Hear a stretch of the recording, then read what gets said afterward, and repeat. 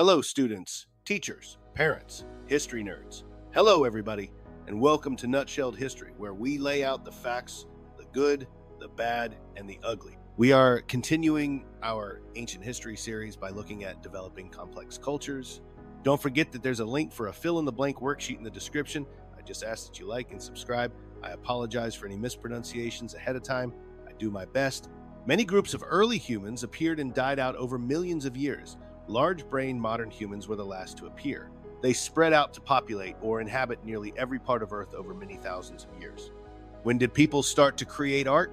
During the Paleolithic era, artists painted cave walls with pictures of animals and people. They also carved statues. Early works of art showed that Stone Age people were capable of complex thoughts and actions. What do we know about Stone Age religion?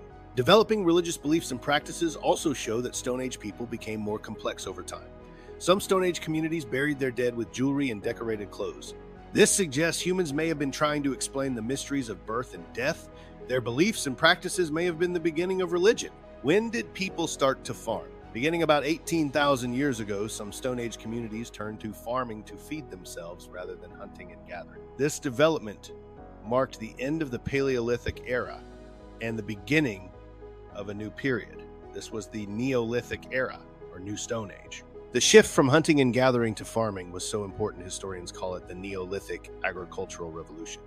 A revolution is a complete change in ways of thinking, working, and living. Many groups of people learned to modify or change the environment to obtain more food. People used fire to clear land.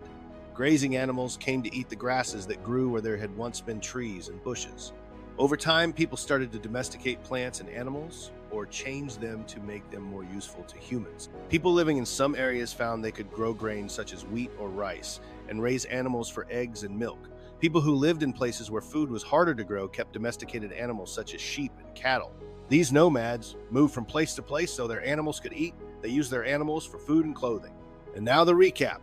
Early humans came and went like failed reality TV shows, but modern humans, big-brained and stubborn, stuck around long enough to take over the planet. During the Paleolithic era, they channeled their inner Picassos, painting cave walls and carving statues, proving they had more on their minds than just survival.